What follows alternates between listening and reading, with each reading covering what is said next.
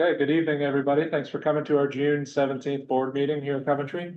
Call this meeting to order at 6:01 PM. Lisa, could you call the roll, please? Mr. Bowser, Here. Mr. Hostetler, Here. Mrs. McGraw, Here. Mrs. Pat, Here. and Mr. Sullivan. Here. All right. We could all stand for the Pledge of Allegiance, please.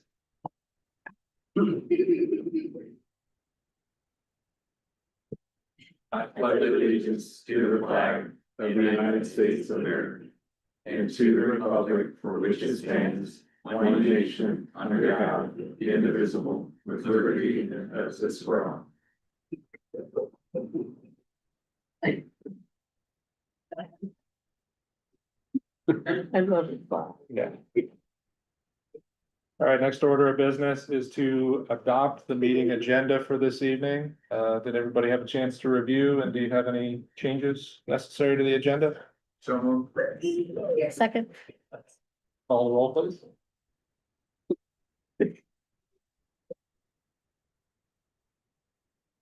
Mr. Bowser, Yes. Mrs. McGraw, Yes. Mr. Sullivan, Yes. Mrs. Pat, Yes. and Mr. Hostetler. Yes. Okay, next we need to review and approve the minutes from our previous regular meeting on May 27th. Everybody have a chance to look those over? So To note that I did send out of the revised minutes based on that one agenda item not being reported properly. Board policy reading? Yes. Okay, very good. Yep. Any other changes anybody saw? No. All right, is there a motion? So moved. Second.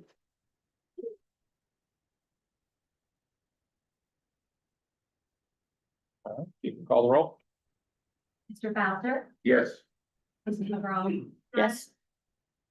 Mr. Sullivan, Yes. Mrs. Pat, Yes. and Mr. Hostetler. Yes. Okay, let's move into district updates. For district updates this month, we have asked Courtney from Magic School to come in and do a presentation of an AI program. That, I guess that's the smallest box I could put it in, but it's a pretty elaborate program to share with you.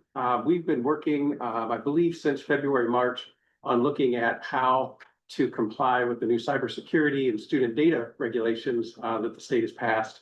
And as we all, as we watch the AI revolution occur, there's been a lot of discussion about what the AI bots do with the information that you put in there. So that became really at the front of our minds as we're trying to jump into the AI world and do it appropriately. This program would also be compliant later on in our meeting, we'll be passing the required AI policy that has to be passed by July 1st.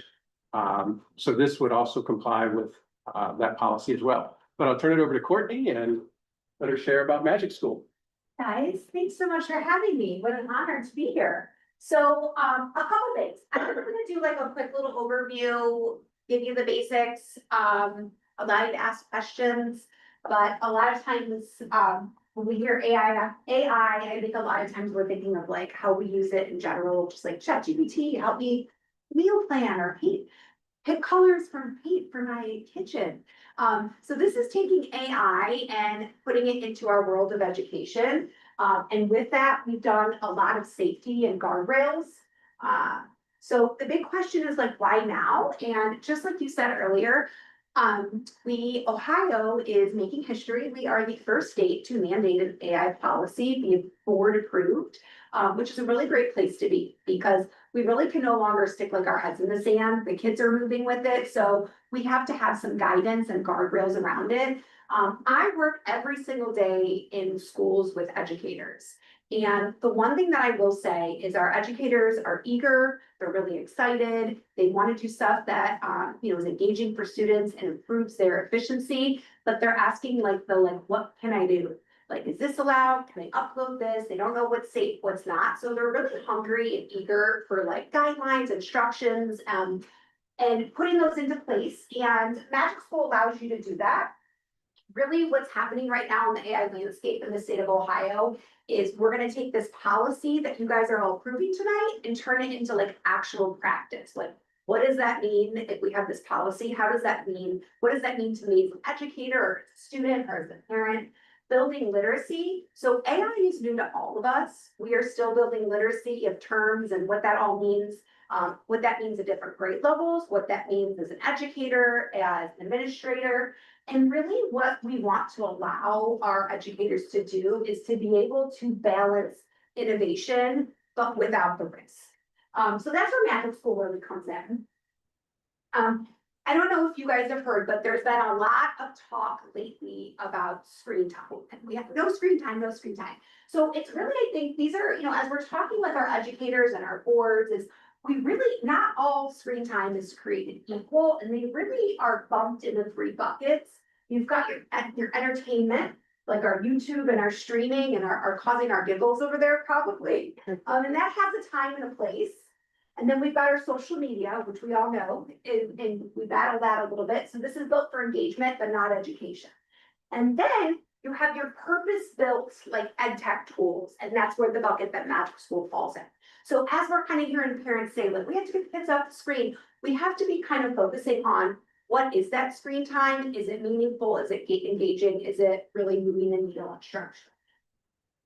So this is one of my favorite quotes when it comes to AI is technology and AI earn its place when it does what a human cannot do alone at scale. Okay, so if you think about like, why would I use AI if we have all of our educators? So I came from the special education classroom and I think about all the things that I had to do in a day. I had to differentiate, modify, there was behavior that I help with. So that's where technology and AI can come into place. It can help guide me where me as a human cannot do all those things at scale efficiently. So the different places that it can come in is think about like differentiating instruction, scaffolding, accessibility and equity. So when tools are built with like undeserved students in mind, this is where like being able to give them access and equity to different tools. And then one thing to note is that Time 100, Magic School was named one of the 10 most influential education companies. And our CEO, one of his big mottos is the shift from should we use AI to how do we use AI right? So that's really where our focus is at Magic School. So I'm going to show you, when we think about like what that means, like using AI with intention, just a couple different examples. So think about feedback, like writing feedback. How can we like do it scale? Can one teacher with 40 students in a classroom, when you have varying needs, be able to give really in-depth feedback to every student, every class? We can't do that. So that's where AI can come in. Think about like year-long practice and study room. So being able to meet students exactly where they're at and be able to help them study and guide on different skills when they're at home. And then formative assessment. So being able for teachers to be able to generate like standardized quizzes in seconds and then be able to analyze that data and quickly turn our instruction. And then again, our teacher visibility. So having it so teachers have more insight into everything that our students are doing and being able to adjust instruction for you. So I've got some different examples in here, but I'm not going to go through all this for you. But one thing that I will talk about from your point of view at a board is bringing your community into the conversation. So when Donnie asked me to come here tonight, you guys being board members and community members, it's so important when we talk about like AI, like how does this all work? What are we doing? This is so new, is bringing you guys into this conversation and our community and our parents. So when you bring that conversation up, think about like align internally first, show, don't tell. So being able to show, like if you don't know what like Magic School or whatever AI platform you're using looks like, our students, our parents and our families are often assuming how they may use it, which is not falling in the education bucket. Like again, going into ChatGPT and just asking questions. And that's not at all how Magic School is. And then asking those real questions. So again, allowing our parents to come in and say, like, what is this doing? How is this moving the needle educationally? How is this improving efficiency for my student and my educator? So being able to talk and collaborate with our families about AI and how it fits. So I'm going to show you one slide. I do have resources for you guys if you want, that I believe. I know you're talking about policy tonight, and then we're gonna be talking, you know, for the rest of the year, of like how that actually goes into like into practice. But I have a checklist that a lot of my boards and my AI, oh, awesome, thank you. My AI committees find helpful is just a checklist to go through and think like, what on this checklist do we feel as a district that we can like really confidently check off? And then there may be some where it's like, we're getting there. And then other areas where you feel like, oh my gosh, we haven't even talked about this yet. So this checklist is a really good like blueprint of like where you can go in your conversations around that. And then this is really the last slide that I'll show you, and then I'll allow for any questions that you have. The difference of like why Magic School opposed to something that you may like ChatGPT, an open AI. So Magic School is what is considered a closed AI platform. When you lift up the hood of Magic School, the very bottom layer, has everyone heard of like an LLM, a large language model? I haven't really heard of that. Thank you, me neither.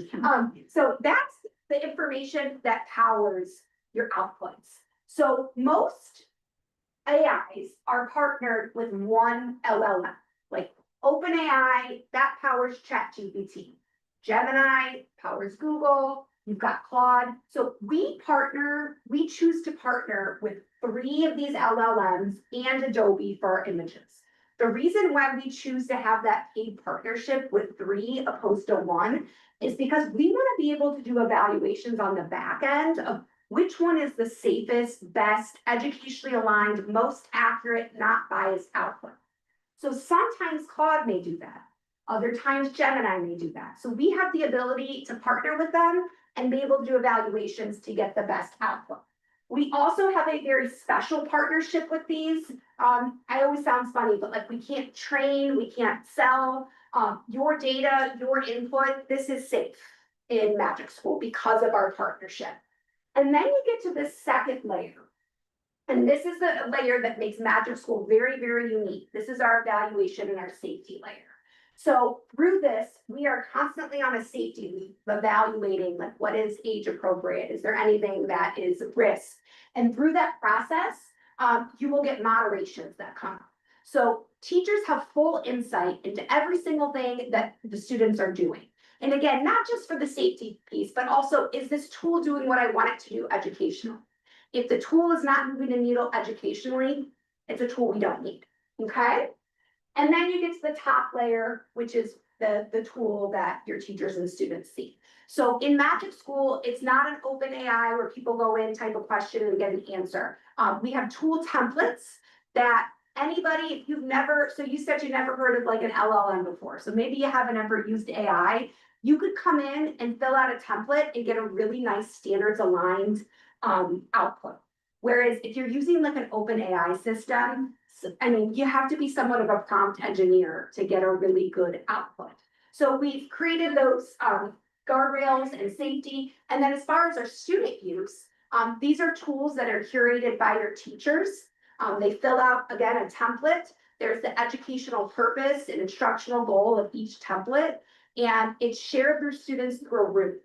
So students are not logging into Magic School. They're accessing a room with an AI tool that was built specifically by their teacher for an educational purpose. So really what we're doing is we're guiding our students on this is an appropriate way that you can use AI. Rather than, again, I'm a parent, I've got 3 kids. My daughter who's in high school, she loves to talk into AI and get answers to her math problems. Okay, I'm sure we've all seen it.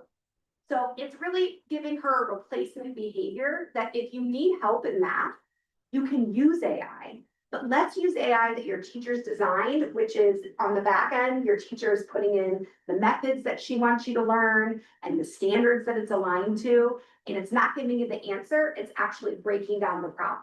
So it's replacement behavior for a lot of times what a lot of our students are doing. So we're kind of taking 2 steps back, maybe 3 in some cases, and showing them an appropriate way to use AI with those safety and guardrails to balance that innovation. I've talked too much. Does anybody have any questions? Yes, sir. 2. The first one relates kind of like to your slide, the general discussion. So your orange layer, your evaluation layer. Yeah, You say that you evaluate output to validate that the output is still appropriate, it's age appropriate, things haven't changed, nothing slipped in per se. yes. Is that AI that you're using to check AI? No, we have a whole evaluations team and a whole system that does that. We actually, our largest team at Magic School is our evaluation and our units that are checking that. So it's a whole system, to be quite honest, which is very complex. But what I always share with boards is we have something that's called our AI safety loop, which is a large document that kind of explains that whole process. But I come from the education academic side. So the tech side, this visual, I'm always like, make that tech stuff make sense to me so I can explain it. So this I feel like is the best visual to kind of explain the layers. And let me show you one more thing about the layers, because I know this is something that was really interesting to the team when I talked to them. Not letting me it's blocking it, but so one of the things that I was gonna show you guys is another layer that actually, sorry guys, I don't have a visual for that, but another layer that it goes through in addition to your safety layer is before it gets out, your leadership team can decide what documents do we want Magic School to know so that our outputs are aligned. So like your MTSS framework, your IEP compliance, your strategic plan, your portrait of a comment, all of those things, we as a leadership team, they would import those into Magic School. So our outputs are not the wild, wild west, they're aligned. Because what's happening right now is a lot of times when people are using AI, it's kind of all over the place. So we want that output to be aligned to the high quality instruction material that your leadership team and board has approved. Okay. Do you have another My, question? my fear was that we were using AI to check AI. AI, yeah. And we're really solving a problem. Right, The other question, and maybe it's more just the color of my hair that's affecting this question, but so I envision AI and human or teacher as two independent environments. absolutely. And I'm gonna close the fist on the teacher because I don't want anything coming back from the AI into the teacher, but eventually there's a point where it seems like there's gonna be a cross bleed. And I've lost the ability to chop it off. I'm so integrated into it now that I can't get away from it. Does something like Magic School have almost like an off switch, a major off switch? Yes, absolutely. And I mean, a lot of that goes into like PD too. Like the very forefront should be if your educators are, when they fill out the template, the second thing they say besides their grade and topic is their educational purpose. Okay. If you're not having an educational purpose, why are we doing that? And that should be something that's discussed with our students too. The reason why we're doing this is to help us get more intense feedback to be able to improve our writing. So we're explaining those, we're talking about that. That's part of that AI literacy component, which we're all learning and growing with. But we have a lot of safety moderations that are in place. One of them, there's been discussion about like companionship and all of that. So one of the safety things that are in place is when a student is on Magic School and they're in a room, they are not allowed to go back and forth more than 50 times, which can go fast. Truly. The reason why is it says, reminder, take a break. I'm a chatbot. So it's wanting to give them those reminders of like, I'm not a companion or a friend. It also has things built in, like if a student came in and said, like, I had a really bad day today. This happened. It's not like Magic School is trained to not be any like a companion. So if you go into like ChatGPT, it'll be like, oh, I'm so sorry. Tell me what happened. Where Magic School will say, oh, it sounds like you maybe need to find an adult. To do that. So we have those safety guards built in. So it's not something that teachers need to stand over and hover and say like, what is happening? Of course you want oversight, but those things are kind of baked into the program. And at any time with the tools, to answer your question too, at any time with the tools, the district can decide what tools are accessible, what aren't. Some will start with a small number of tools. Some will open them all up. And then, at any time you can close off a tool. And then if I have a room and I'm getting all of these moderation flags and I'm like, what's going on here? And I don't have the time to kind of get to everyone's computer, I can pause that room immediately and just shut it down. Okay. So you have full oversight as a teacher, as an administrator, in this leadership to see anything that the students are doing and how the educators are using it. Thank you. Question. Yes, me. How does it learn if it's a closed system? So if there's another school that's doing best practices, how can we benefit from their best practices? They benefit from our best practices. Is that a collaborative? You can do shared tools. You can share tools if you want to mark it as public. But you could drop in a document. So let's say Akron Public just published something that was something that you found your district to be helpful for. It's like, let's say they had a new MTSS framework that they just wrote up a plan for. You could import that in and say like, how can I make this, something that would pertain to my district? So you can drop in any sort of your documents and use that, but it's not going, I could also drop in like a website. So you are in control of, it's pulling things from like the LLM, but you're in control of managing like how it pulls things to collaborate. Does that make sense? Okay, so dropping it. So you have the ability to drop in any files. So you could do that based on what other Is there any districts. type of magic school and their administration that has, let's say there's 15 schools that are doing it? Do they run evaluations and assessments on all 15 and say, here's what we found over all these 15 schools? Yeah, we just So, like, did an impact report. And our impact report has that. So the impact report that we did, it was 15 schools. It's actually one of the bigger, we chose our biggest school districts just because the population. So we have Hillsborough, Broward, Denver Public, New York City, couple other ones out in Utah. And they did a big impact report on that too, because it's all new. Like we're starting to see Right. too, like with AI, great, it was improving efficiency. But what is it doing educationally? Right. So we're pulling that and learning from that as we go. Everybody is. No one has this like signed, sealed, and delivered. It's a moving piece.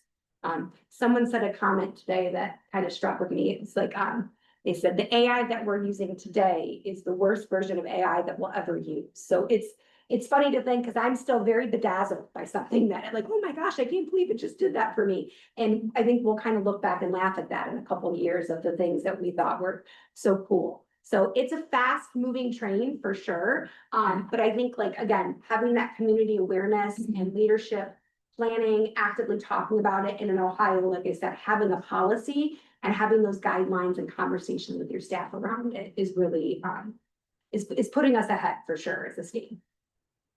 Does the AI try to replace the teacher? No, so the thing, none of the things that you can do in the tool, again, when you're creating the tool, you want to think about it too, like what is this tool doing? So if you remember that slide that I showed you guys, this is all. You think back to this slide. Where is it? This is really the basis of Magic School, truly. If there is something that a human cannot do alone at scale. So I'm not using this tool, like we'll use writing feedback. It's probably one of our most popular tools. So I can be a teacher and sit and eat bonbons at my desk while the AI gives my kids writing feedback.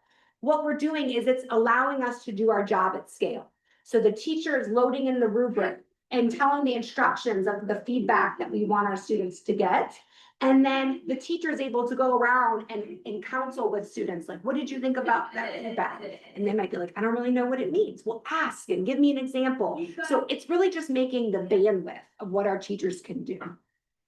To continue on the same topic, when I go back and think about school, I'm not thinking about necessarily what we did, but I'm thinking about how that teacher did those things. Right. And there's an imprint there that humans will get and pick up more in I would call it a smoother way, but I'm sure there's a better vocabulary. But when you end up getting into the, I'm seeing us going to this AI, and we're I don't want to say we're replacing, but we have a different way of doing things. It's a And- shift.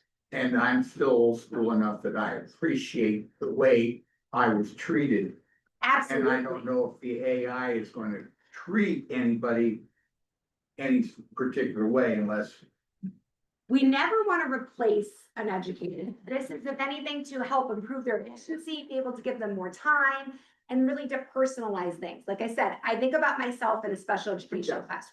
I had 10 kids, 4 different grades, so many different needs. I would be working until 10 at night to modify something, change this. Like I had to write emails. This student needed visuals. This student needed an assignment chunked up. So it's not taking away me being in the classroom and interacting with my kids. It's being able to give me a tool to make some of those like overwhelming mundane tasks more efficient. Yeah. And then the way that you put it out to students, that's again, we're all learning this. This is something that we should be asking ourselves every single question. Is this something where technology is helping me do this at scale that I can't do? Or is this improving the educational reason for some reason? If the answer is no, it's not the time. But what you're talking about too is really what we're in is in the middle of like a big shift. We've all been through those shifts, the beginning of the internet, so social media. So think about, like, I remember when I was in high school and the internet came out and they were all like, you can't use the internet to write papers. And then it was like, okay, you can use it, but only one of your sources. And now can you imagine writing a paper without using the internet? So we're all in this big shift, and having these conversations and collaboration is really what's important of guiding our educators of how do we move the shift, but make us at the well, center. I was on the other side of that spectrum. I was science, but I had 160 kids a day. And so I would know all of those and I could get into them, and I taught them how to work in small groups. And so instead of having 160 in each class, I might have had 4. Because I would be able to squeeze those people together. Right. And I did it mostly by how they were as a person.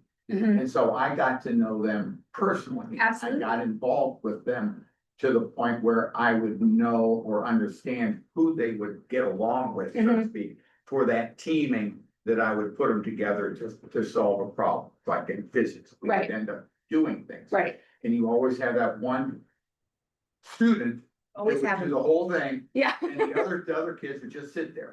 right, And so I had to try to get those people together, and sometimes my people that I would be ranking as the 4th or the 3rd person in my group, that person would end up being the leader of the group, and my leader would be actually be mad, yeah. Like that was my role. you know? Yeah, But I see the AI coming in and all the things that it can do. And I think your teachers are gonna, I don't know, I think you're just gonna wait for people to die off. I hate to say it that way, but, I think some teachers are gonna really like it, oh. and some teachers are gonna use it because they have to, and some will be resistant to it just because change is hard. Yeah. But, and yeah, I think that we're always gonna have those people, those students that are gonna need individual help. I think that's something as you're building as leadership and you're building a culture around AI and technology, that should be something always at the forefront of conversation. How are we making sure that our teachers and educators are there first, and then technology as an enhancement? I think the other thing too, to think about, and I told you guys I have kids, and I think about as like my high schooler now being a sophomore. And if she was not exposed to AI at all in school, and her goal is to go to nursing school, that they are doing those skills in college and in the workforce. So if we're not guiding our kids with those skills, Okay. they're either kind of behind the ball or they're doing them themselves. They're doing their own guiding, and that's never good. We kind of lost that battle with social media. Yeah. So that's really where it is like we want to do it right.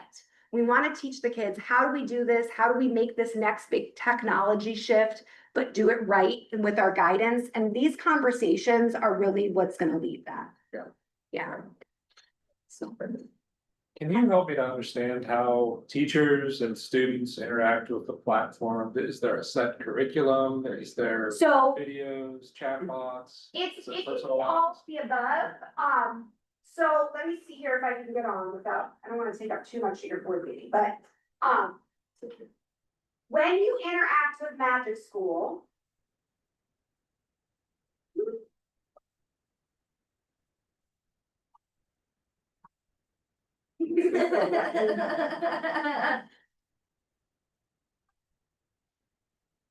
So when you interact with Magic School, you are doing it two different ways. You are doing teacher tools and then student tools. So when I log in and I go to my teacher tools. Yeah. These are just some example teacher tools. We have over 80, so there's a lot. But these are different things that you can do.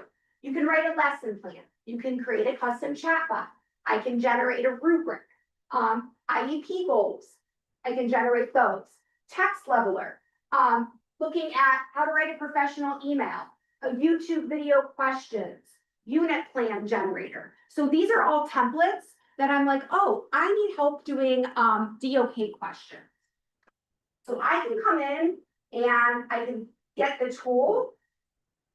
And this is how my teacher interacts with it. The teacher will fill out the template and then it'll generate the AI tool. So again, it's not that open chatbot where you're going in and asking questions. So I can say, I am in 9th grade. I want TOK questions on character change. I'm gonna add a file.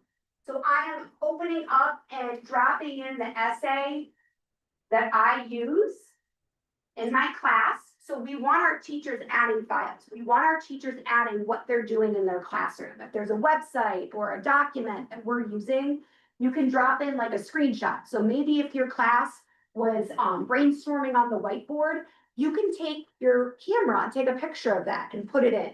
So you are, as the educator, are feeding the knowledge in addition to what it's pulling.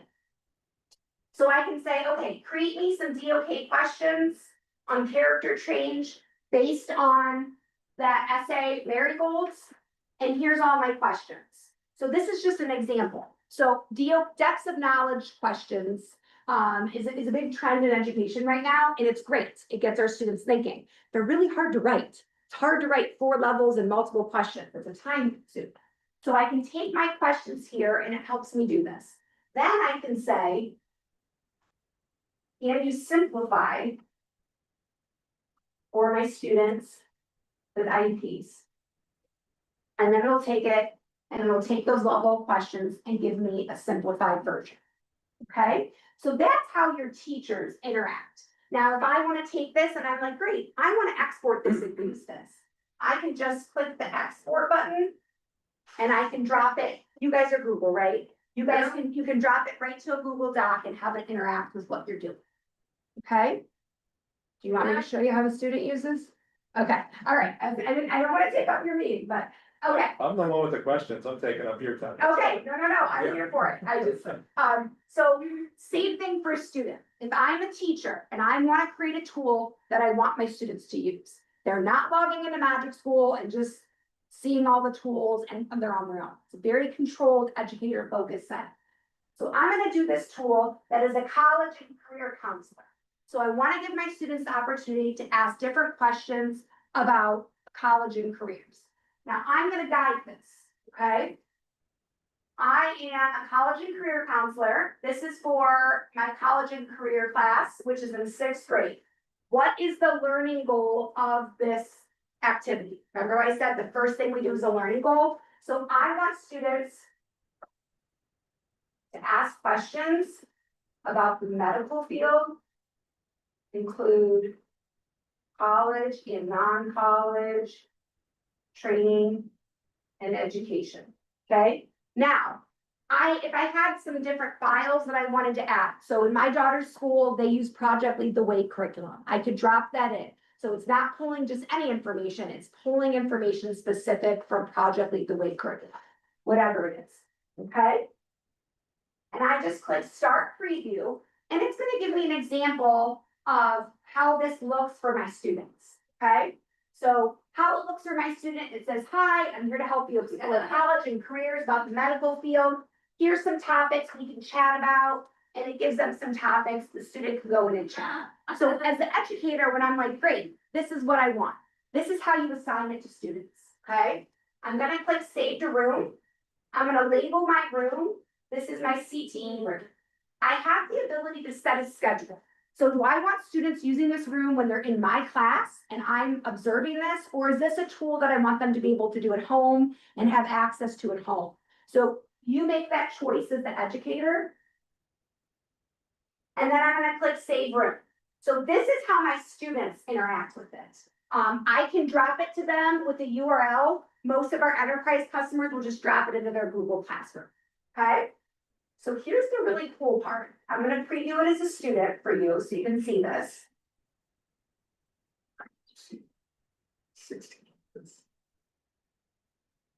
So every time a student logs in, it does give them this magic school responsibility, which students are gonna get annoyed with, but this is something that we wanna be talking about constantly. So talking about privacy, what is PPI? What does that mean? What should I put in? What shouldn't I?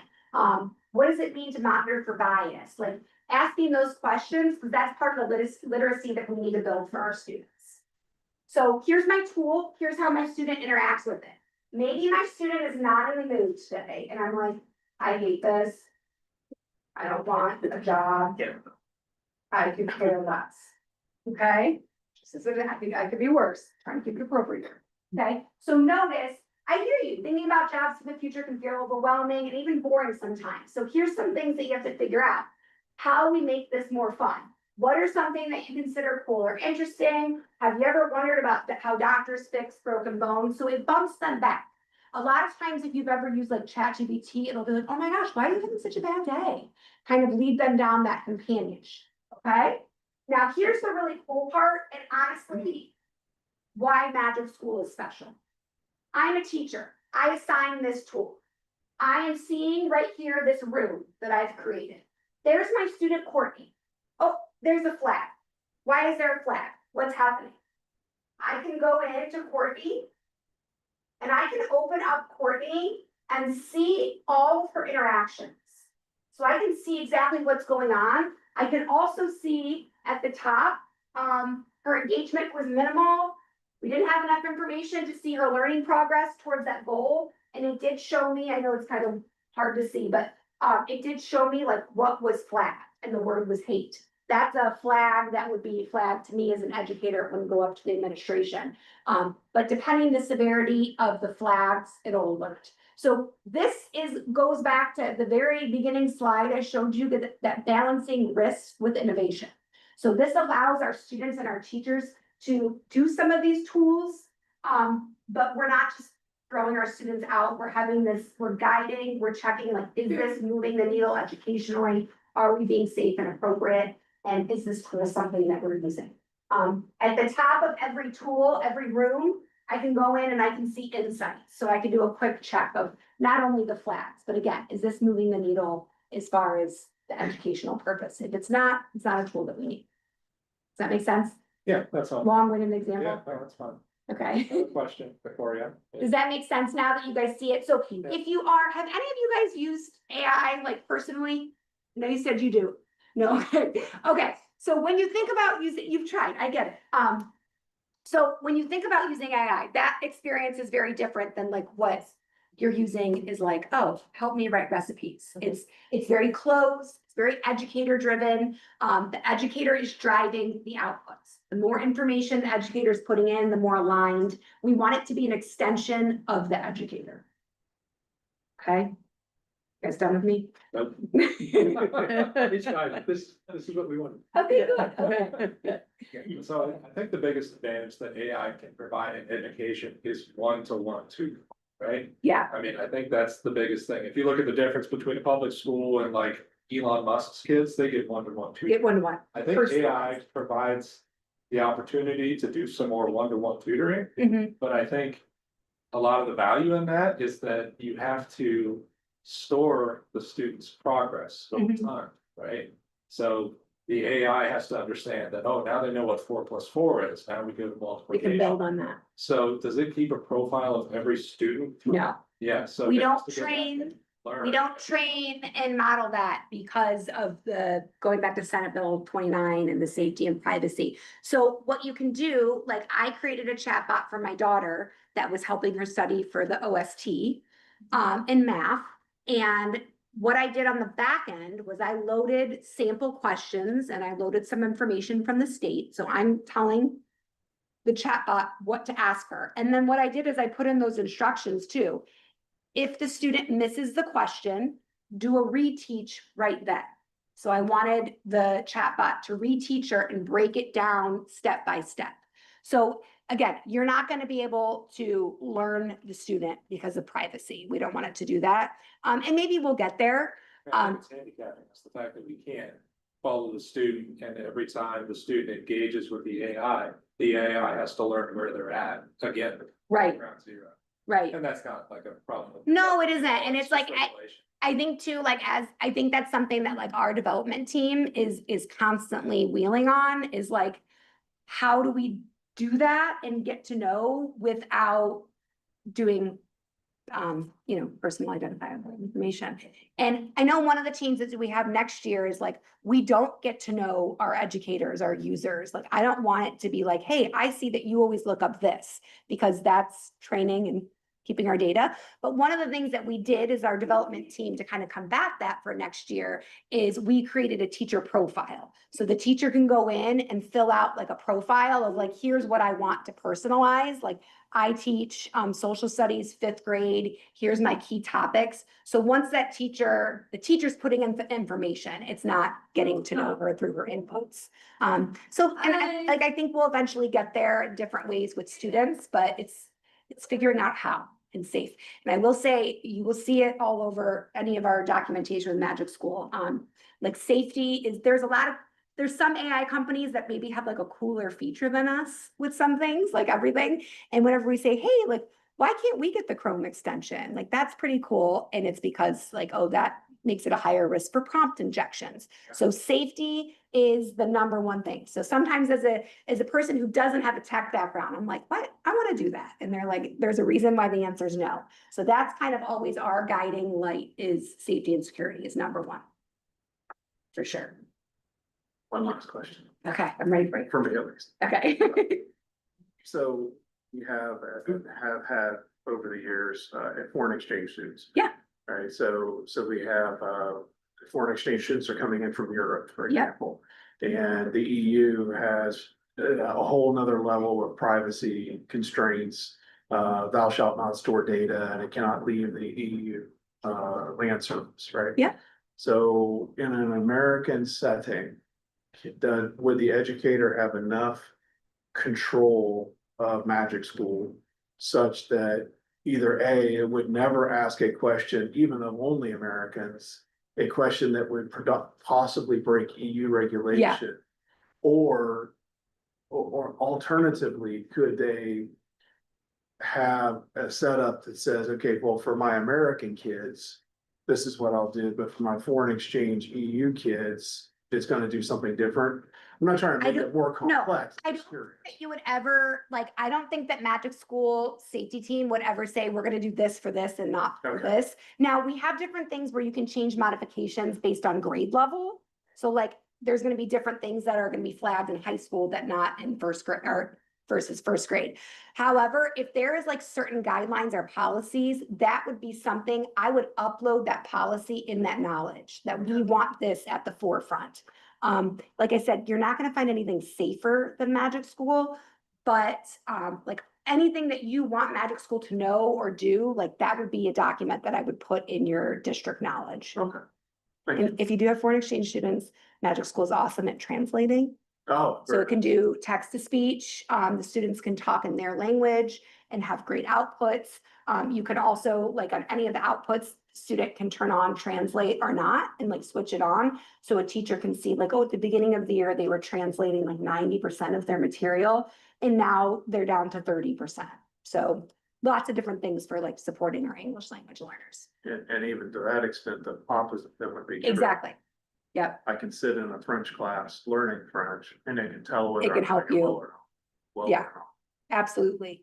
And if I, a lot of school districts that have large ELL populations, sometimes they have kids pop in with no documents of like their levels and what language they speak, all of that. And it's like, what do we do with these kiddos? So this is something that your teachers could literally have something that day to start engaging and getting to learn the students. So So I have a question. How does a day look for the students? Do they walk in and log on every day? I would hope that Okay, they don't walk in and log in Okay. every day. Right. As far I'm as just like, I saying- don't want that to be the start of the room. Again, okay. think about it. I will say as an educator, most of our educators, Magic School is interweaved into their day for efficiency, for sure.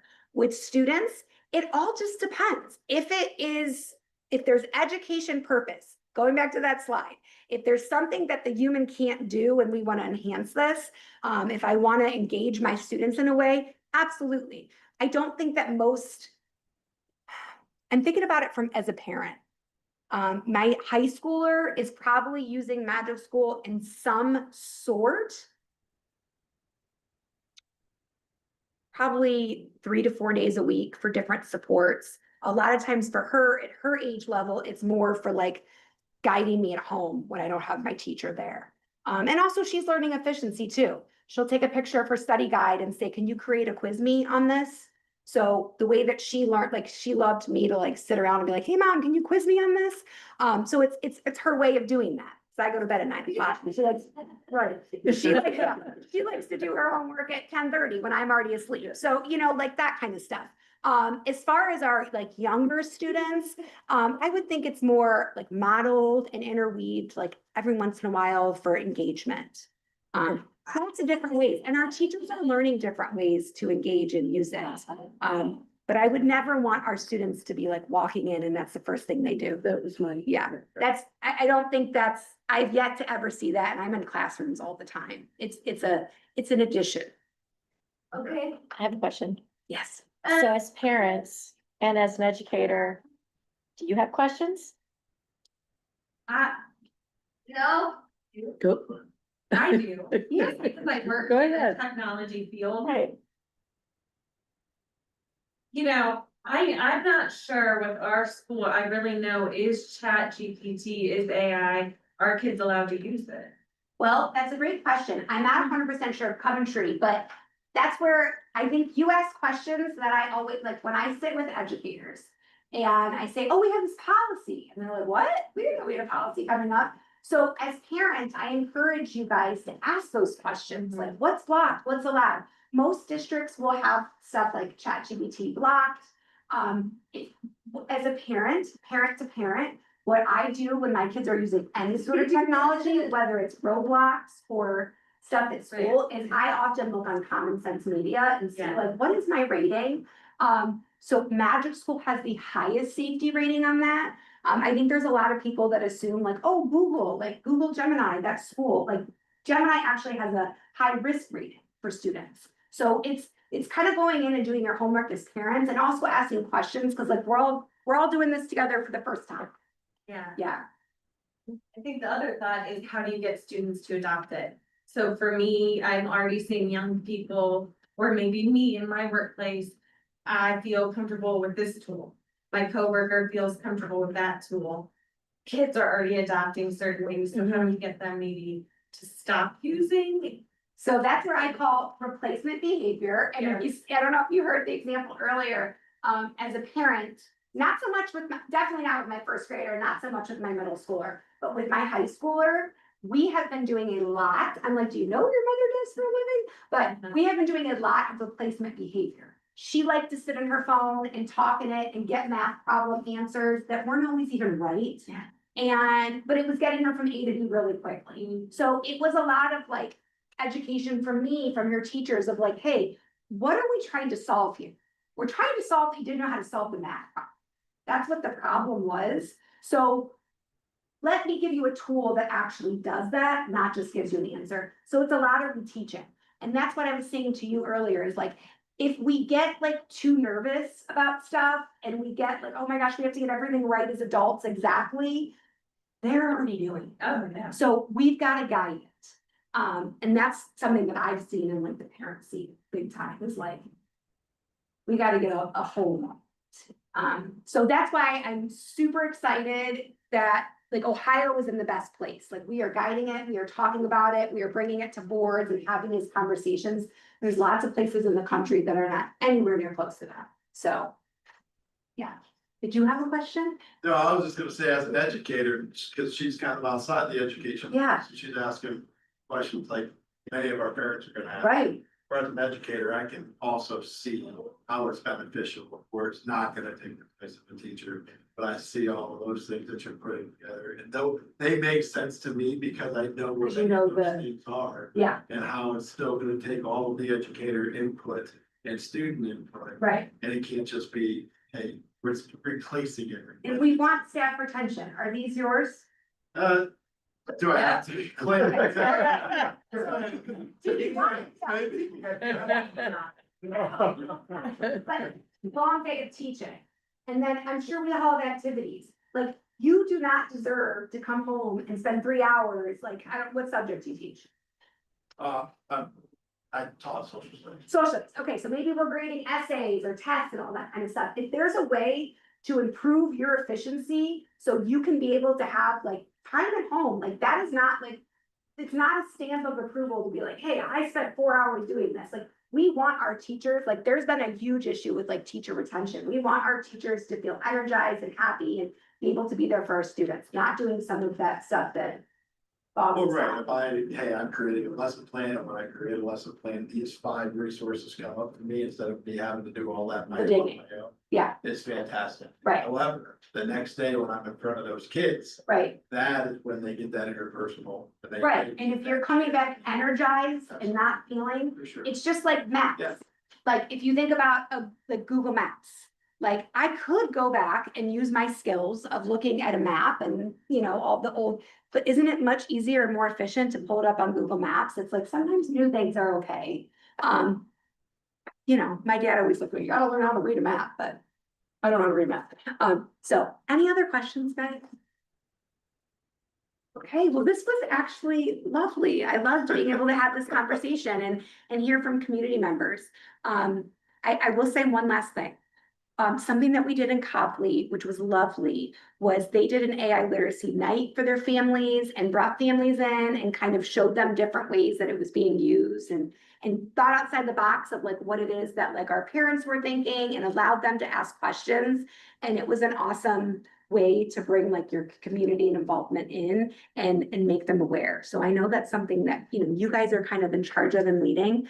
So kind of think about different ways that we bring our community in and remember, this is a big shift.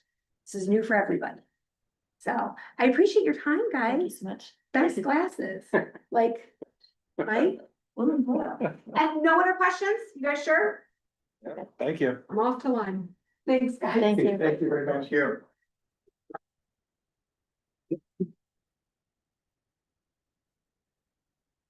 And those are all the items for district reports.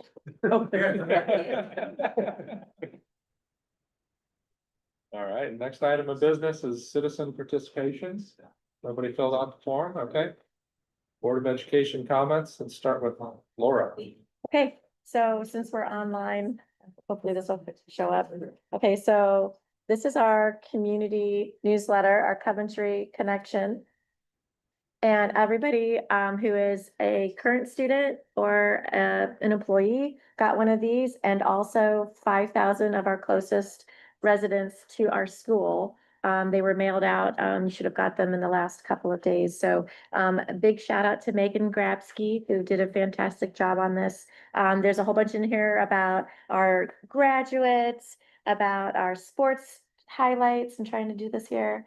Awards, music, athletes. And then here's a really cool thing that everybody should look at is on the back, there's a list of, oh, right there, all the stuff that's coming up for the summer, Safety City, sports things, open house, first day of school, the first football game, there's a scrimmage night on August 13th. So good resource to have. We send this out twice a year, in January and in June. So that's just what I want to say. Find it in your mailbox. If you don't get one, you can get one at the Yeah, we've plenty in the. Call us, we'll give you one. Call the school. That's all I've got. My God. Sure. Okay. I would just like to say that, we have several teachers who retired. And, I really just want to wish them well and thank them for all that they gave to us for so many years. And, we have some new people coming on as a result of that. And I want to wish them well also, and they're spending their summer getting ready to come in the fall. But I really want to mention those, retirees, and they're finding a whole new definition of life, and I wish them well, So, thank you. I spoke enough during the presentation, so nothing from me. Oh, Well, I'd first just like to wish all of the current teaching staff a nice time for them to breathe. Let them have, hopefully they get a chance to breathe this summer. A lot of stuff going on and just trying to reset. Hope that will happen. I think the school year is going very well overall, and then look forward to next school year. Hope Mr. Black, looking forward to the opportunities working together with you at middle, which will be a lot of fun. It'll be a blast. Other than that, I'm good to go. Thank you. My congratulations on your job and being an ex middle school teacher. It was always fun. I mean, kids come in ready and you have to be ready, so they're ready. And it's a whole different world when you get on up to the high school, but it's a good thing.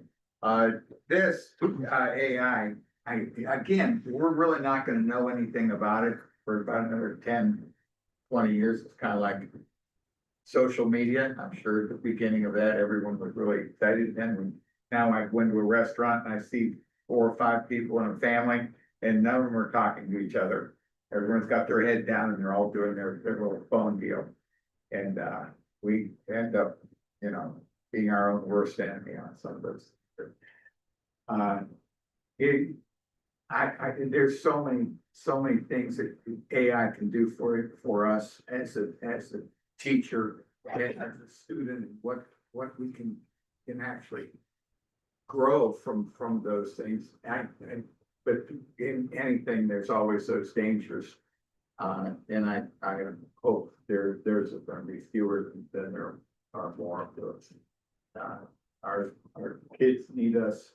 Our schools are working hard to try to stay ahead of that curve from the kid talking and carrying on and his phone business, etc. But it is what it is, and we need to work with that and try to get those anxious kids, like I told you first about my middle school days, they were ready. And I think that's what's happening in our AI. We have kids that are ready. They want to get in there. They want to see what's going on. And we as teachers need to be ready for that also. And get ourselves our minds set to do those things. Not everyone can be the quarterback, but not everyone wants to be the quarterback either. And can handle that. So we get in situations where we don't want to force, we don't want to make, we don't want to do anything. We want to allow those kids to be what they want to be and do the best they can. It all comes down to what choices. What choices are they going to fail? And I said it to my kids, and I hope we all say it to each other and ourselves. We all have choices to make good choices, and hope for the best. Okay. Let's the superintendent's recommendations, please. Number 1, certified personnel recommendations. Number 1, rescind employment, 1-year limited contract. It's recommended the board rescind the employment of the following approved at the May 27th, 2026 Board of Education meeting. And that's for Mrs. Rowland, who is going to be CMS STEM and reading intervention. I just want to say I have a great deal of respect for Ms. Rowland after accepting the position. She did a lot of self-reflection and just felt that she wasn't going to be prepared by the beginning of the year to do the best job she could for the students. So she asked us if she could rescind her acceptance of the position. So I have a great deal of respect for her for doing that and being self-aware and realizing that. Number two, employment, 1-year limited contract. It's recommended the board approve a 1-year limited contract for the 26-27 school year for the following individuals, contingent upon receipt of a clear record of the required background check and drug screening. This is in accordance with the board CEA agreement and on the appropriate salary schedule. And that's for Mr. Noah Williams, who will be joining the Coventry High School team, taking over for Mr. Hipley, who you remember has resigned to go to another district. Number three is administrative contract. It's recommended the board grant a 2-year administrative contract to the following for the position indicated effective August 1st, 2026 to July 31st, 2028. And that's Mr. Christopher Black for CMS principal, step 15 on the administrative salary scale. I'd just like to share that Mr. Black went through 3 different interviews. He did a screener interview, he did an interview with the administrative team, and then he did another one with representatives from the building. It was a very tight race, very competitive. We had, I believe, 60+ applicants in the total pool. We went to 14 and then down to 4, 14 to 4 to 2. And he was the clear leader throughout the entire process. He was unanimous choice, the administrative team, and the unanimous choice of the teaching staff. And well, not even the staff in general, as we had more than just teachers in the committee. So welcome to Coventry, Mr. Black. And those are all of the items under personnel certified. All right, That is was there a preemptive motion? on that. That was a preemptive welcome. I should have waited. So moved. Second, Any discussion or questions? Lisa, could you call the roll, please? Mr. Bowser. Yes. Mrs. McGraw, Yes. Mr. Sulik. Yes. yes, Mr. Costa. Yes. Congratulations. Congratulations. No. And Welcome to Coventry. You're now a Covenant. And you don't have to stay for the rest of the meeting if you have other things to do. You're welcome to. We'd love to have you, but I understand you got. I'm ready. You guys wanna go get something? Yes. Can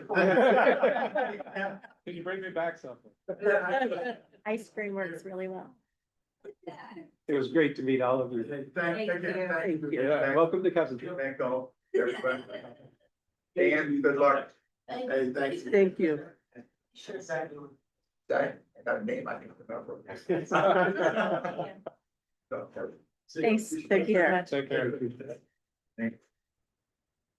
Number two, personnel classified. Number one, extended school year transportation. It's recommended the board employ the following OPC personnel to provide extended school year services at their current rate of pay. And that's exhibits S1 for bus drivers and exhibit S2 for bus attendants.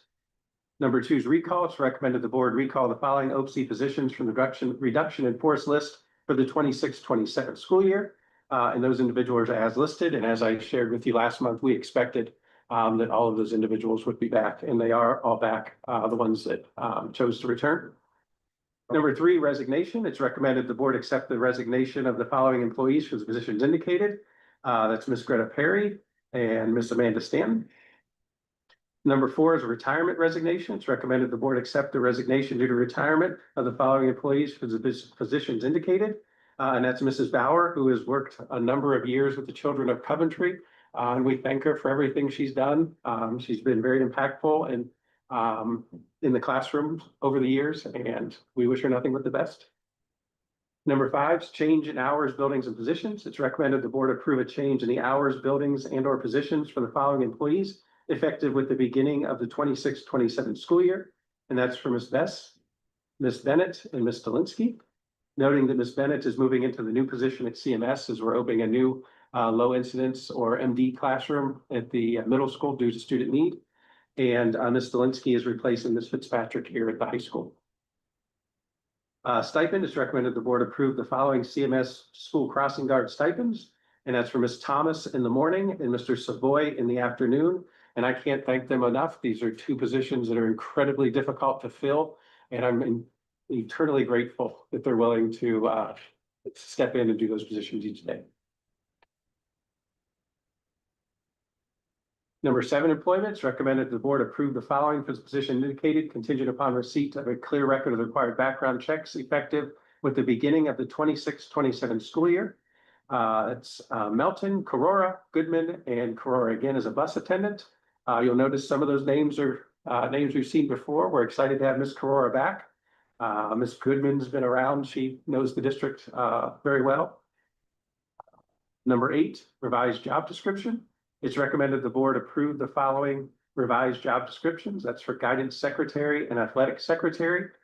With the opening in the guidance office, we felt it was the perfect time to realign those job duties to make them more efficient and get the duties in line with where we felt they belong the best. Specifically, getting attendance back into the guidance office to try to make impacts on our students with absenteeism and try to prevent some of those chronic absences with our guidance counselors being involved and aware of the red flags quicker than going through an administrator first and coming back to them. So trying to cut that middle person out of the equation. And those are all of the items under personnel classified. Thank you, George. Is there a motion? So moved. Questions or comments on those items? I'll second.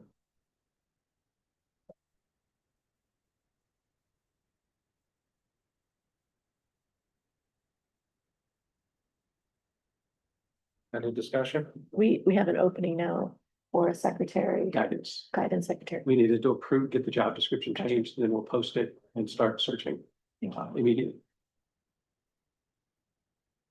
Would you call the roll, please? Mr. Bowser, Yes. Mrs. McGraw, Yes. Mr. Sulik, Yes. Mrs. Katz, Yes, and Mr. Hoskins. Yes. Number 3, other business items. A, recommendations, contract with Magic School, Inc. It's recommended the board renew the purchase service contract with Magic School, Inc. to provide secure NIST compliant access for staff and students to AI for the fiscal year 27 school year at an annual cost of $7,499.25. This is one that just to help Mr. Shen's, myself, and Ms. Kendrick out, if this was something we were interested in getting, buying the time at the front end of the summer so that we can plan some trainings and the implementation of this, as that's going to be a project in and of itself to get our staff trained and comfortable with the program. But if you need more time to think about that, we can also table that one. Number 2 is a contract with Summit ESC. It is recommended the board renew the membership agreement with the Summit ESC for students to continue attending the Kids First TOPS program for the 26-27 school year. The cost is $66,000 per student and will be paid for with general funds. And just as a reminder, that's a program for students who have educational needs that warrant them being most successful in that program. Number 3 is a contract with Rosetta Zone. It's recommended the board approve the contract with Rosetta Stone for use by our English as a second language students. The contract is for $450 and runs from October 17th, 2026 to October 17th, 2027. The licenses will be paid out of our limited English proficiency funds for fiscal year 27. And that may be a program based on what we just saw with Magic School that we can potentially get rid of in a year or so after we learn Magic School a little better. Number 4 is an agreement with College Credit Plus. It's recommended the board approve the agreement with Walsh University to provide College Credit Plus courses to eligible Coventry local students. That allows our students to use Walsh as a potential option for CCP courses. Yeah. Number 5, staggered start times, CHS 2026-27. It's recommended the board approve the following staggered start times for CHS effective with the beginning of the 26-27 school year. And this is our yearly request as we use that day to get the freshmen orientated to the building and get them comfortable here before they have the entire student body to work through. Number 6, student handbooks. It's recommended the board adopt student handbooks for CHS, CMS, and CES for the 26-27 school year for exhibit S5. There were no major legal changes. The majority of the changes were just language or subtle changes to some student conduct areas. Number 7 is Calamity Day Alternative Makeup Plan. It's recommended the board approve the resolution to adopt the Calamity Day Alternative Makeup Plan. This plan outlines the steps our district will take to ensure our teachers are prepared if we should need to exercise the option of completing makeup days through online means for the 26-27 school year per Exhibit S6. We approve this each year. We have not used it, I don't believe, in the last 4 years-ish. I don't recall using, maybe even 5 years. I don't recall using this plan, but we're required to adopt one. Number 8 is deletion of inventory, athletic department. It's recommended the board approve the following deletion of inventory from the athletic department. That's 12 basketball uniforms as best guess from the mid-2000s. And we've asked Mr. Bogus to take 2 of those, and we're going to give them to the Alumni Association in case they would want to use, if there would ever be a celebration or reunion, and they would like to have those as display items. Number 9 is deletion of inventory technology department. It's recommended the board approve the following deletion of inventory from the technology department. 2 MacBooks, an iPad, and a HP LaserJet. Number 10 is accept a donation. It's recommended the board accept the following donations. Solar panel and controller for the CHS Science Department from the Hoffman family and FridayParts.com. Number 11 is revised policies and procedures. It's recommended the board dispense with the first reading and proceed to the second reading of the revised and or deleted policies and procedures for approval for exhibit S7. And that is our AI policy that's required by July 1st. Revised policies and procedures. It's recommended the board complete the first reading of the revised and or deleted policy and procedures for discussion only per exhibit S8. And just for a small summary, policy EFD revolves around misbranded foods not being appropriate in cafeterias, which I'm not aware we do. So we should be easy to comply with that policy. JEB is the new one, a new part of the new laws that passed that kindergarten students are eligible at 5 years of age to attend kindergarten. But when they originally passed the legislation, they didn't dictate what that date is. Is it the first day of school or is it the first day that the kids attend? Because if you remember, most kindergarten students do a delayed start. So this clarified it's the first day of instruction. And then we chose the option that allows for then first, if you read it, it was kind of an odd listing of the policy. If we had picked the August 1st date for first grade, then any student that started on August 19th as a 5-year-old is technically not eligible than in first grade. So I'm not sure why it exists that way. So we chose the later September 30th date to avoid that problem. JED and JEDA are related to changes in the truancy laws. This is something the state's been working on. If you think about it, they've been working on this for a number of years to try to hone this in as to what's a good balance between schools being responsible and the court system being responsible. So they're continuing to try to fine tune that situation. JHCD is a policy that allows our staff to administer medications. And JHCD R3 is mainly terminology changes related to EpiPens. Number 13 is rescind foreign exchange students. It's recommended the board rescind the following foreign exchange student approved at the May 27th, 2026 Board of Education meeting. And we didn't get word as to why, but the student wasn't going to be able to attend this year. So they had asked if they could replace with another student, and we agreed. So that's number 14, foreign exchange student. It's recommended the board waive payment and accept the following foreign exchange student to attend Coventry High School for the 26-27 school year. And that's a young lady from Brazil. So I meet her and learn how to pronounce her last name correctly. Anna. It's been a long time since I took Spanish. Portuguese. Portuguese, that's right. Brazil would be Portuguese, not Spanish. Oh, Miss McGraw would know that. How about that? Very well. And those are all of the items under other business. All right, thanks, George. There a motion? So moved. Second. Any questions? I have a question. Sorry, Donnie, I think this question is for you. Okay. If we, looking back at the things we talked about with Magic School, if we were to add some components in there, she talked about starting small and then adding other things to it. If we were to add things like this Rosetta Stone, just as an example, would that add to our cost? Or is that cost, do you think it's pretty set on, I think it's pretty standard because they did a consortium pricing for Summit County, like through the ESC. okay, So there were a lot of schools that jumped on board with it, so I don't think it's gonna change at least the next year. okay. I just wondered if we would start to balloon that to Yeah. be costly, but you think it's Yeah. possible we could add to it and enhance it without, That's the, yeah. okay, thank you. And the AI then would be able to do the Portuguese language for. Yeah. Oh, we mentioned. And our goal It's not Spanish, of course. Right. Yeah. That's Yeah, right. kind of like you talked about, is use it some events way where teachers can create some of their internship cycles that we use.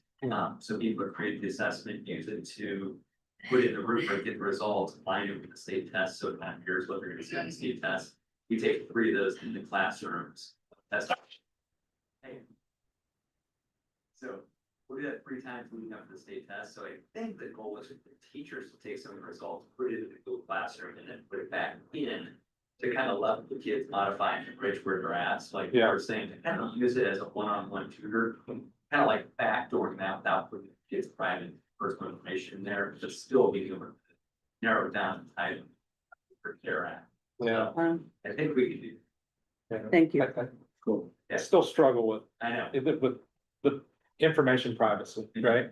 Because we keep records on all the students. We know where they're at. We know what their grades are. If we keep that information electronically in a database that has the right soft 1, 2, 3 compliance, I know.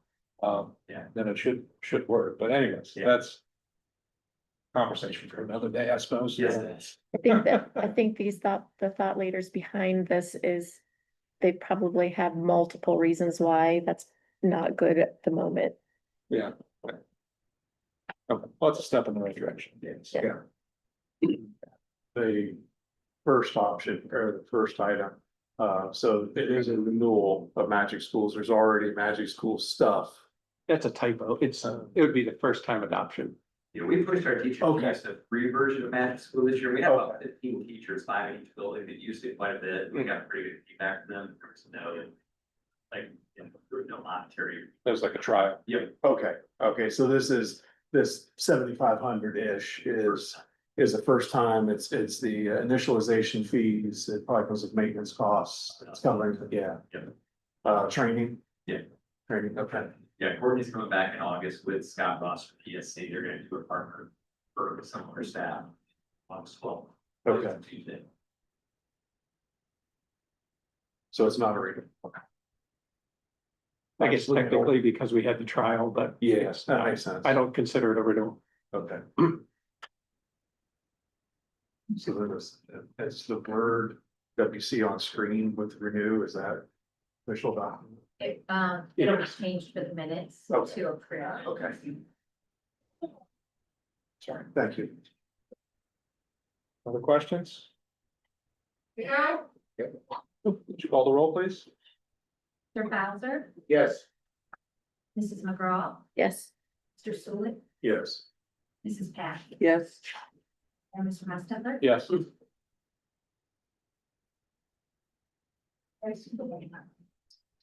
Under the financial items this evening, we have item 1, it is recommended that the board approve and place on file the May 2026 financial report for exhibit T1. Item 2, it is recommended that the board approve the POs over 5,000 per exhibit T2. Item 3, it is recommended that the board approve the resolution to accept and place on file the amended fiscal year 26 permanent appropriations and the certificate of estimated resources for the fiscal year ending June 30th, 2026, according to exhibit T3. Item 4, it is recommended that the board approve the resolution to accept and place on file the permanent appropriations for the fiscal year ending June 30th, 2027, according to exhibit T4. Item 5, it is recommended that the board authorize the treasurer to enter into engagement with the local government services division of Ohio Auditor State Office for the preparation of the fiscal year 26 generally accepted accounting principles, otherwise known as GAAP, financial statements in accordance with Ohio Revised Code, section 117.13. Item 6, it is recommended that the board approve the financial transfers and advances for fiscal year 26 to ensure proper asset allocation and statutory compliance outlined in Exhibit T5. Item 7, it is recommended that the board approve the agreement with Diligent Corporation for access to the Diligent One and Community Platform for board meeting management per Exhibit T6.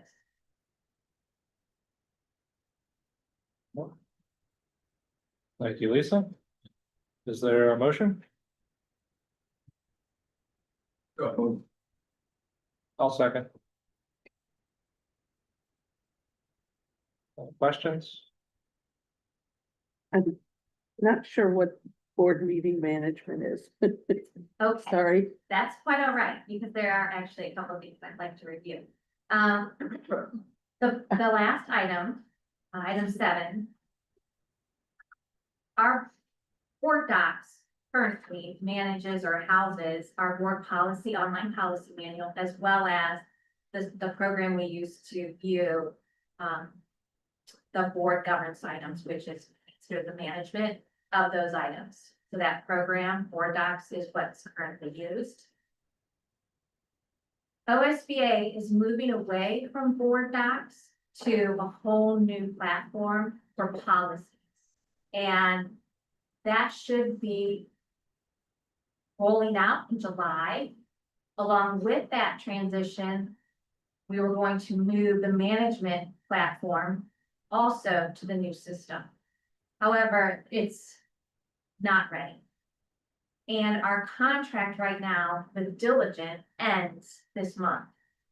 So I could not get a firm timeline or date as to when we'd be able to make the transition to the new program that OSBA is doing. Instead, therefore, I am recommending that we continue with Diligent, who's the company that created board docs. They've vastly improved the program in comparison to what we have now. It is considerably more user-friendly, and I think you'll be pleasantly pleased with it. And I think it'll be a good resource for us to use, at least for the next year, because we do have some familiarity with it already. And then hopefully by the time OSBA and the transition for board policies is fully functional and working and smooth, then maybe we could consider to their management platform for the meeting. But for now, we have to make a decision at this point. So I think staying with Diligent now, transitioning to their new platform, because what we see in front of us is going away completely. So there'll be some back end work that we'll do this summer between Tina Gable and myself. We'll get that up and running as much as we can, as quickly as we can. And hopefully you will see a smooth transition. So How will that affect us cost wise? I mean, if we stay now with Diligent, are we committing to a year and then we'll 1 want to year. change yes. in the middle of that? Will that No. overlap? If we were committing for the next fiscal year, and then if we would change over to the new e-board solution, I think is that company. If we would transition to them, it would be the fall year. So we are committing to staying with Diligent board docs essentially for 1 more year. And through the agreement with OSBA, we can do that? Yes, Okay, yes. thank you. Yes, and at this point, the cost to remain with them is really good in comparison to potential cost of the new program. So with Diligent, you said that the next generation of software is really cool, lots of bells and whistles. I'm not trying to put words in your mouth, but that's the intent, right? It Yes, does a lot more for us, so make it more efficient, Yes. whatever. Did they change the interface and the data is still the same, or did they change how the data is structured too in the new version? the interface is definitely different, 100%. When you say data, what are you referring to? Well, the interface is the thing that we're seeing right Right. now. where the servers that the stuff is stored on, where the data resides, or the physical location or pseudo physical location of the documents and the content, the intellectual content. If those are in databases that aren't going to change from the old interface to the new interface, I can see that it's not going to take that much time. Again, I need to vet it all out, but it'd be much easier if the database structure is the same from old interface to new interface versus them changing the database structure, and now you're having to push these 3 lines of something or other into these 6 lines of something or other, so you get the same result. That is a great question. I'm not sure I know for sure. I cannot answer that. But maybe that's one to ask them. Yes, for sure, definitely. I do have to take like a 3-day course or something like that, to kind of learn more about the back end aspects of the program. Which maybe that it would be addressed there. Now, what I see is more on the interface side, is very user friendly, in comparison to what we have. You know, there's one screen that you can click on. Okay, you want to go to the agenda, you click here. You want to go to the minutes, you click here, and it just brings up immediate links, you know, PDFs. It's going to instead of having to go through these individual frames or windows, if you will, that we currently do. So I think that feature alone, like the new interface, is really good. And Diligent has been, the software we're currently looking at has been around for some time already, correct? The way I understand it is that Board Docs was merged with Diligent. I think Diligent's like a bigger company. They bought them. Yes, so they kind of bought them, but maintained that. I don't know if maintain is, but that has become like a huge, you know, priority for Diligent. So, and then the OSBA is, they have the thing that we're supposed to be going to, right, the new one. So if Diligent / Board Doc has been around a while, do we know if data transfer into these guys, if they've built a translator or a pusher or a puller of data?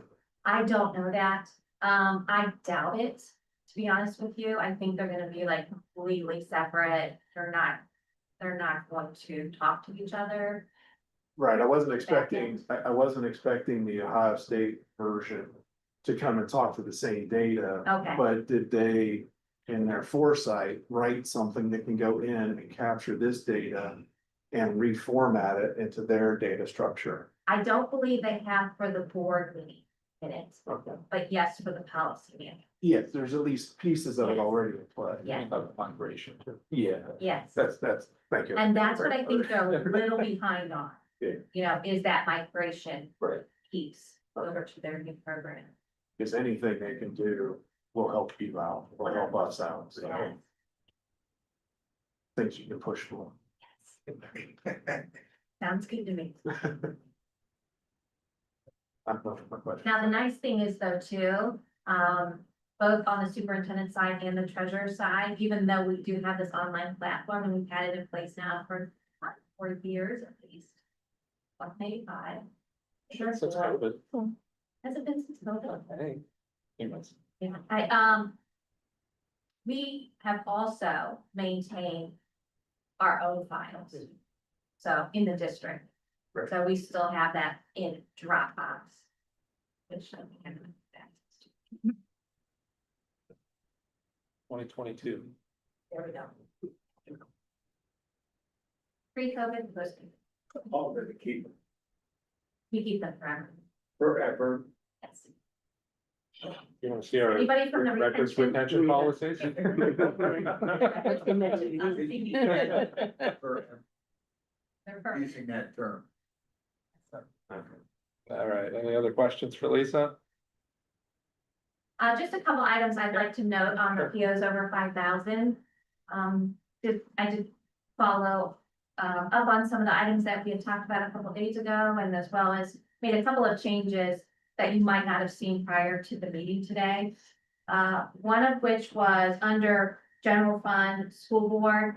The second item, I switched that from the e-board solution program, which initially was a complete estimated cost of about 12,000, for the diligent program is 5.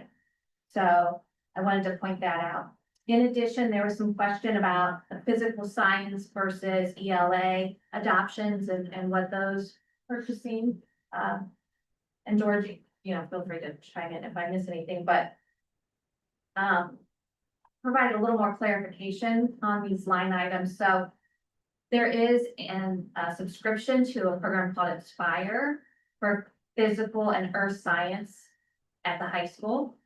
So I know initially it just said physical science. So it is a subscription to that support structural tool. So, and then for English language arts, it is a 1-year student subscription for our middle school students to study sync. So that was those 2 items. And then on the back page, initially Alco Chemical Yeah. had a purchase service of $90,000 for repairs, which did kind of catch my eye, because I'm not sure what we were repairing for $90,000. So maybe we should replace that item. But after talking with operations, it was a typo in the requisition system when they entered the rack. It showed just kind of 1, and it said the initial item was 12. 1. So the actual cost is $7,500 for repairing like the scrubbers and actual equipment that we purchased from Alco. So that's an improvement there. We do have the maintenance supplies for Alco, which I believe we're in the 2nd year of the 3-year contract with them. So that is a recurring cost. And then the last item too, I wanted to mention, I spoke with Gary Olson before the meeting. He stopped in to see me to update me on the costs for the gas line repair. He has the company, it's Cell.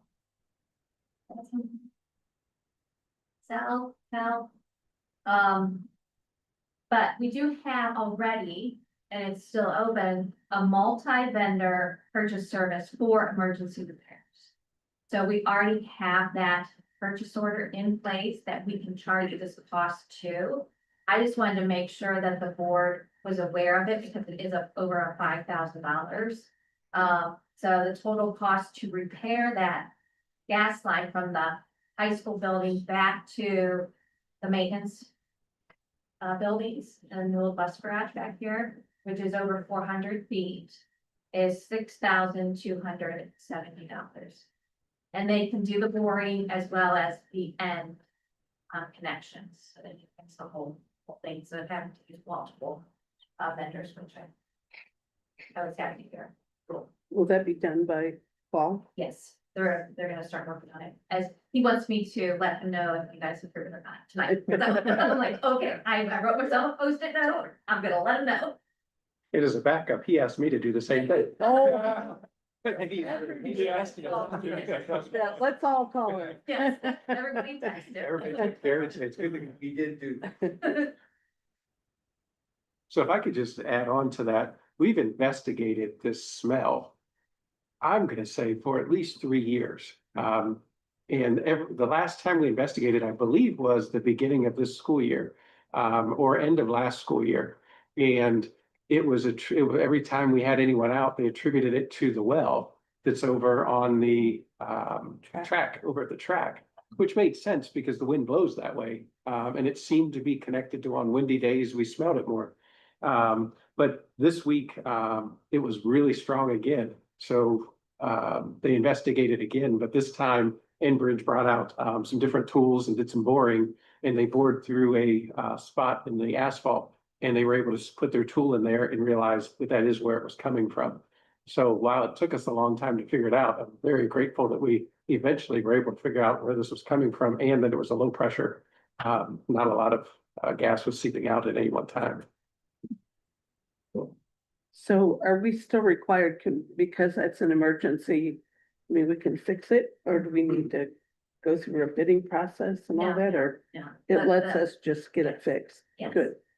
Good to know. And then one other area that I wanted to, or one other item I wanted to just mention, and that everyone should have a copy of, is the transfer and advances report. At last board meeting, there were several recommendations for the board to authorize me to conduct certain, activities, so I could close the fiscal year then. One of which is to transfer funds, and then I also noted that those transfers or the reports would be posted after the fiscal year ended. And I would have brought those back, and I will bring them to the board meeting. But I knew these initial ones needed to be done, and so I wanted to make sure they got on this agenda for approval. And then probably, once the fiscal year end, there could be another report if I have to go in and make any tweaks to potentially negative balances or minor things. But the first one is moving general fund from money from general fund into our capital projects fund, just to maintain a certain balance and to make sure that we are still being mindful of setting aside the funds to cover the projects and the plans that we've discussed for future years out, including like a set aside amount for the replacement of 2 school buses, not this year, but at the end of fiscal year 27, moving into fiscal year 28. So that's what that total cost includes, like that's one item. Then the next 2 items are really kind of minimal, but a necessary step, only because we had a situation where a check wasn't cashed from a student who graduated, who I believe initially, when she received the scholarship check, had decided not to go to college, so she did not take the check, which I thought was admirable, yes. But then changed her mind and second semester enrolled into a university and requested if she could have that scholarship check after all, so, which is great. And yes, so we made that work for her, and it's just a matter of some actual steps that need to occur with that check, because the first one was done last fiscal year. Well, prior to their adjustment. And those 3 items. So is that the same with both of them? Yes, Yeah, then they wanted it later, or yes, you reissued it? yeah, we reissued it for her. Okay. So she was awarded 2 scholarships. Oh, okay, What that is, okay, broken down into 2 different grants. okay. Good. Thank you. Ask a quick question. Maybe it's just a copy paste thing, but it looks like the 2 uncashed checks are the same. They are. She received 1 check. Oh, For the for both. total. Oh, okay, okay, Yeah. I'm sorry. I thought they were independent Yes. checks. Forgive me, I'm sorry. Good catch, though. Thank you. You're welcome. Yes. Could you call the roll, please? Absolutely. Mr. Bowser, Yes. Mrs. McGraw, Yes, yes, yes. Mr. Sulik, Yes. Cat, Yes.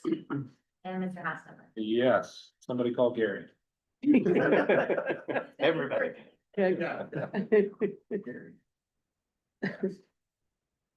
All right, there are no Board of Education recommendations this evening. Did not have a plan for an executive session unless anybody had thoughts otherwise. I don't think we need one. Okay. Is there a motion to adjourn? So moved. Second. All in favor? Bye. Any opposed?